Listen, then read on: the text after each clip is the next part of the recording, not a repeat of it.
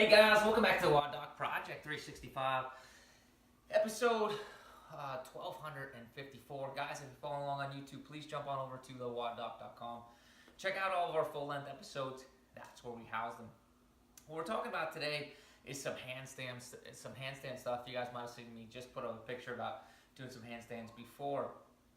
And the big takeaway that I think that we lack in when practicing handstands or when accomplishing a freestanding handstand is the wrist strength. And I talk about that a lot because we talk about grip and we talk about being grounded, but there isn't a minimal level of strength that you need in your wrist, specifically the ability to flex the wrist to be able to do these movements. So there's some ways in which we can improve that strength. I've already showed wrist push-ups, hand push-ups, whatever you want to call them.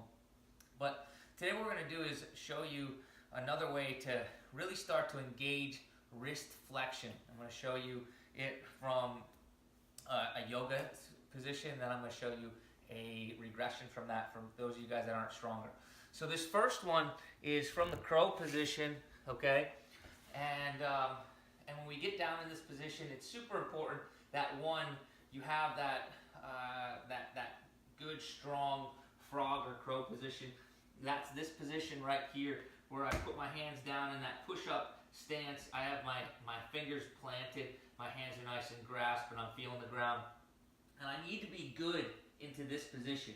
If I can't stabilize in that position, this isn't going to be a movement that you can do, because what we're going to do is we're going to do head taps or nose taps, all right? So you have to be able to control this, and keep in mind, guys, that if any time that you're doing this, if you feel like you're out of control, just drop your knees down, okay? So ideally, this is the position that we want to be able to get into. We want to get into this position here, be able to tap down, and use my wrist to push myself back, right?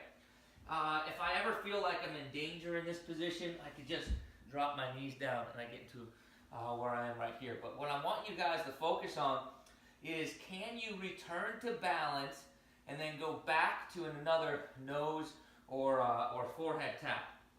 So if I get into my position from right here, I get down here, I'm going to try to tap as little as I can, as light as I can, come back up and remain balanced, and then come on that back down. And try it again, okay? If this is difficult for you, because it is a fairly difficult maneuver to get into, then this can go on from the knees, right?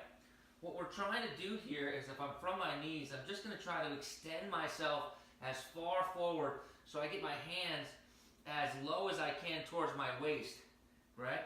And then I'm going to use that same wrist power to push myself back. So I'm not pulling myself back with my feet. I'm simply pushing myself and teetering myself back and forth.